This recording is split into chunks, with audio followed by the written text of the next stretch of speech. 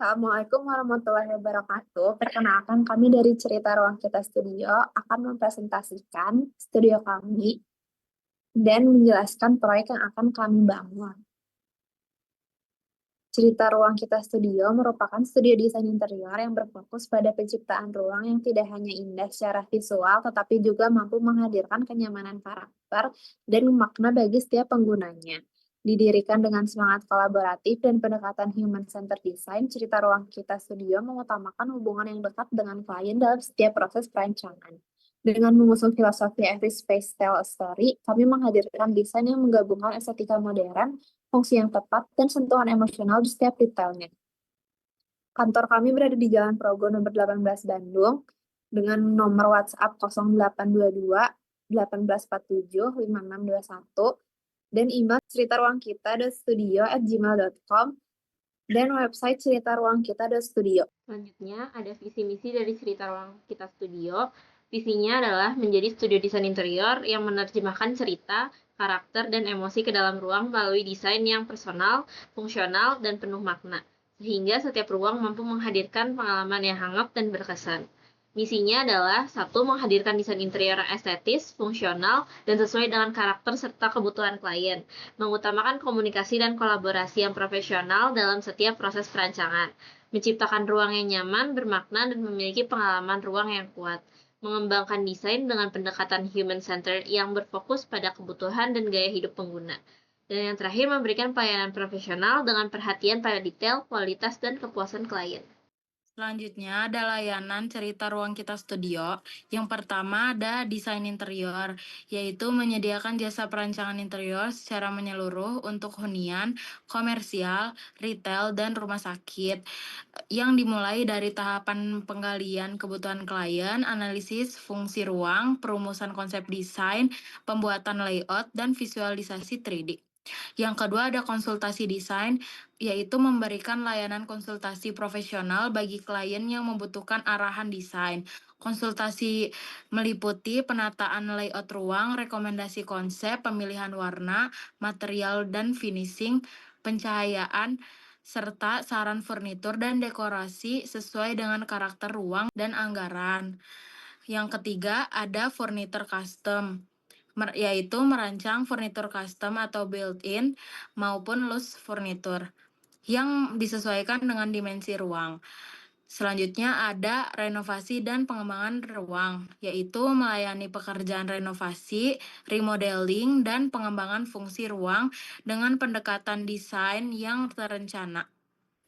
Yang kelima ada pembuatan gambar kerja dan detail teknis, yaitu menyusun paket gambar kerja secara lengkap yang terdiri dari layout, tampak, potongan, detail furnitur, detail konstruksi, rencana plafon, rencana lantai, serta detail material dan pencahayaan. Yang keenam ada project manajemen dan pengawasan, yaitu melakukan pengelolaan proyek dan pengawasan berkala di lapangan melalui tahap persiapan hingga serah terima layanan.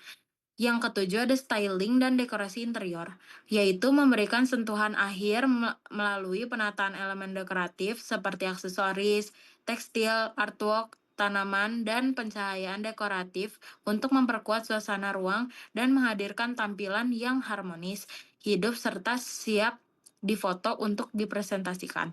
Yang ke 8 ada RAB dan spesifikasi material, yaitu menyusun rencana anggaran biaya, bill of quantity, serta spesifikasi material dan finishing secara rinci untuk membantu klien memahami alokasi biaya.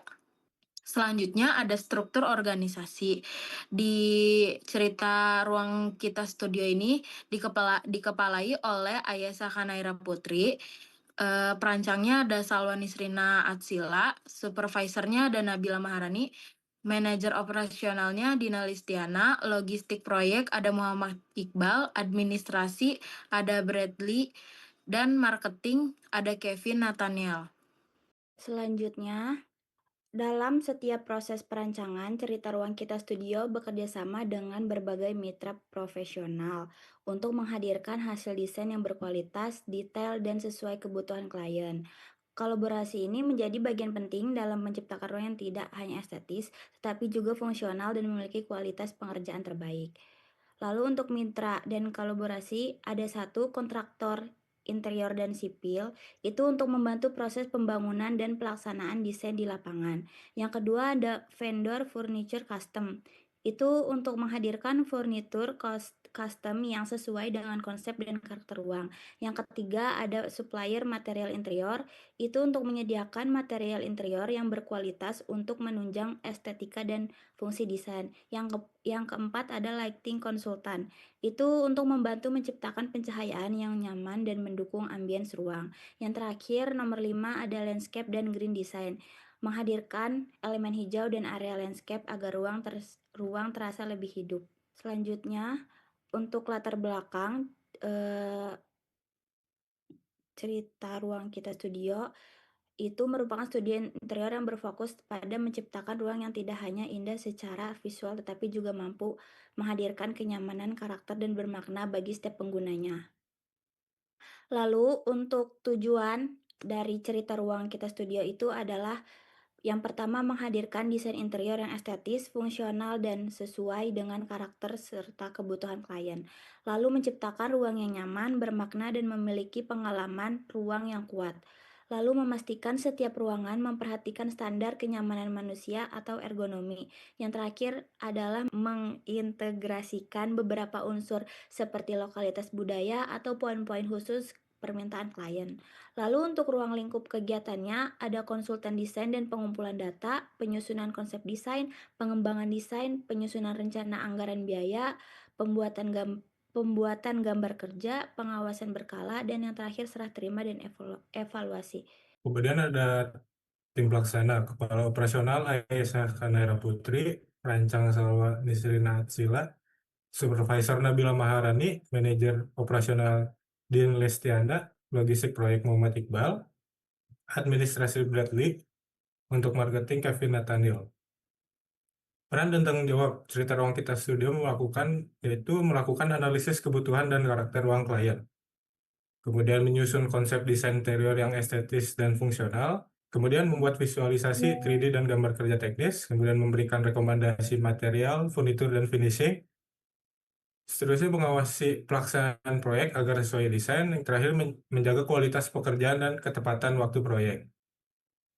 Untuk klien memberikan brief dan data kebutuhan proyek secara lengkap, kemudian memberikan persetujuan desain pada setiap tahap, melakukan pembayaran sesuai kesepakatan, yang terakhir berkoordinasi dengan tim desain selama proyek berlangsung. Kemudian ada vendor atau kontraktor, melaksanakan pekerjaan sesuai gambar kerja dan arahan desain. Kemudian menjaga kualitas pelaksanaan di lapangan, yang terakhir berkoordinasi aktif dengan tim studio selama proses proyek. Kemudian ada metodologi kerja. Yang pertama konsultasi dan pengumpulan data, kemudian penyusunan konsep desain, ketiga pengembangan desain, keempat penyusunan gambar, kelima perhitungan biaya dan RAB, keenam pelaksanaan dan pengawasan proyek, yang terakhir evaluasi dan serah terima hasil akhir. Untuk di waktu pelaksanaan, tahap 1 yaitu kegiatannya pengumpulan data brief klien, estimasi 1 minggu, untuk tahap 2-nya 2 minggu, untuk tahap 3 2 hingga 3 minggu, untuk tahap 4 2 minggu, untuk tahap 5 menyesuaikan dengan proyek. Kemudian di sini ada risiko dan penanganan. Untuk pertama, revisi tambahan dari klien dapat mempengaruhi waktu dan biaya proyek. Keterlambatan material akan dicarikan alternatif dengan kualitas sebanding. Ketidaksesuaian pekerjaan lapangan akan dievaluasi dan diperbaiki. Yang terakhir, perubahan biaya dan komunikasi terlebih lanjut kepada klien. Kemudian ada project deliverables, ada konsep desain dan bookwork, ada layout dan gambar kerja 2 dimensi, kemudian ada visualisasi 3D interior, ada detail, ada dokumentasi proyek, proses proyek, kemudian ada hasil akhir proyek dan serah terima. Kemudian kita akan masuk ke proyek perancangan kamar tidur utama yang ada daftar isinya, yaitu deskripsi proyek yang pertama, Kemudian ada gambar denah dan layout, potongan, tampak, perspektif, dan perhitungan RAB. Untuk deskripsi proyek, lokasi perancangan ada di perumahan Citraland Kairagi Manado, klaster Balmoral Deluxe. Kemudian ada nama klien yaitu Mr. Stewart. Tahun perancangannya yaitu tahun ini, tahun 2026, untuk luas bangunan sebesar 32,7 meter persegi dan kegunaan ruang untuk beristirahat dan bersantai. Kemudian ini adalah gambar denah teknikal.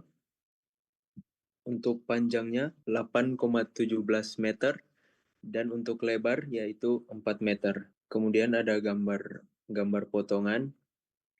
Untuk panjang masih sama 8,17 meter dengan tinggi bangunan yaitu 3,7 meter. Ini untuk gambar tampak. Dan ini adalah gambar perspektif dari ruangan yang ada. Yang gambar pertama yaitu secara keseluruhan ruang kamar tidur. Kemudian yang kedua ada gambar wardrobe. Yang ketiga ada custom storage. Yang keempat ada gambar wardrobe. Di sini selanjutnya ada daftar dan harga satuan upah. Di tabel A itu adalah harga untuk upah dari mandor, kepala tukang, tukang kayu, dan pekerja. Kemudian di tabel B ini adalah bahan material. Ada B1 itu plafon, kemudian B2 itu ada dinding, B3 ada lantai, B4 ada furnitur dan equipment-nya, dan yang C itu ada electrical, D dan alat-alat. Untuk pekerjaan pemasangan plafon, rencananya akan terdapat pemasangan plafon gipsum dan up ceilingnya, kemudian pemasangan list plafon. Untuk pemasangan lantai, kami memakai lantai dari Tako SPC. Kemudian pekerjaan lighting dan electrical akan memasang hanging lamp, kemudian lampu downlight dari Philips, pemasangan LED strip Philips juga, dan pemasangan wall lamp, serta saklar dan stop kontaknya. Untuk pemasangan furnitur, masing-masing 1 unit, tetapi ada nakas 2 unit untuk di sebelah kanan dan kiri kasur. Kemudian untuk painting, ada painting dinding, painting plafon, pemasangan dinding marmer, dan pemasangan HPL motif kayu. Selanjutnya ada volume dan harga satuan pekerjaan. Pada tabel pertama itu ada pemasangan plafon gipsum plus up ceiling,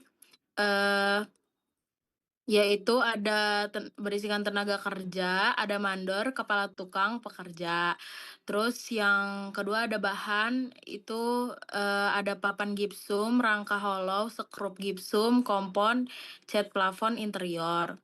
Yang kedua ada pemasangan list plafon, dan masih sama tenaga kerjanya.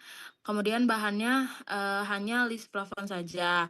Terus yang kedua itu ada pemasangan lantai, tenaga kerjanya masih sama, dan bahannya itu ada Tako TV 601 SPC Ivory Ash.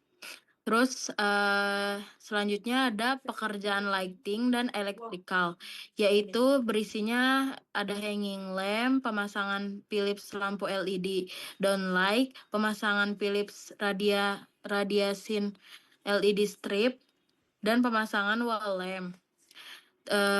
Terus penambahan lightingnya itu pemasangan saklar, pemasangan stop kontak.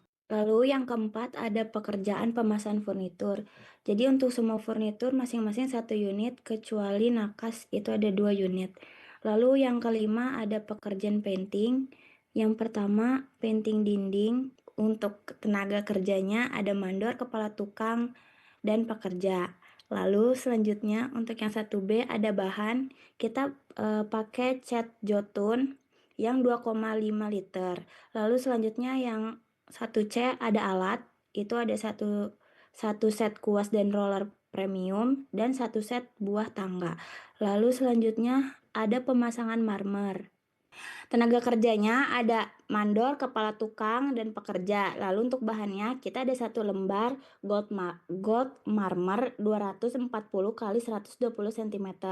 Lalu untuk alatnya ada 1 buah tangga dan yang ketiga ada pemasangan HPL. Untuk tenaga kerjanya masih sama, mandor, kepala tukang, dan pekerja. Untuk bahannya kita ada 1 lembar HPL Tako ukuran 122 kali 244 cm. Lalu untuk alatnya kita memakai 1 set kuas dan roller premium set dan 1 buah tangga. Kemudian ada rekapitulasi harga dari perhitungan RAB yang ada tadi. Yang pertama jenis pekerjaannya yaitu pekerjaan pemasangan plafon dengan harga pekerjaan senilai Rp9.097.500. Kemudian pekerjaan kedua adalah pekerjaan pemasangan lantai dengan harga pekerjaan senilai Rp11.746.000. Yang ketiga adalah pekerjaan lighting dan electrical dengan harga pekerjaan senilai Rp804.688. Kemudian yang keempat adalah pekerjaan pemasangan furniture dengan harga pekerjaan senilai Rp54.902.772. Dan yang terakhir ada pekerjaan painting senilai Rp13.173.800. Dan dengan total dari setiap pekerjaan yaitu Rp98.724.760. Kemudian ada timeline. Ini merupakan kurva S. Untuk pekerjaan pemasangan plafon, yaitu berbobot 9,22%. Pada minggu 1 3,07%, minggu kedua 3,07%, minggu ketiga 3,0%.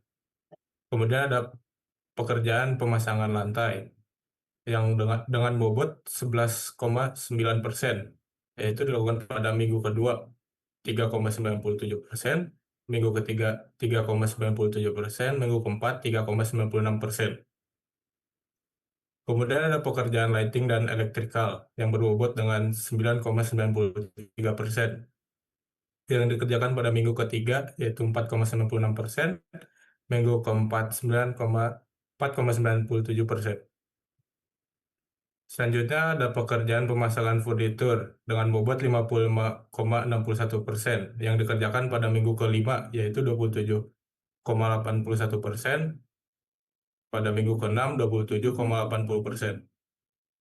Yang terakhir ada pekerjaan painting dengan bobot 13,34% yang dikerjakan mulai pada minggu ke-6 dengan bobot 6,67%, minggu ke-7 6,67%. Sekian dari kelompok kami, kurang lebihnya mohon maaf. Wassalamualaikum warahmatullahi wabarakatuh.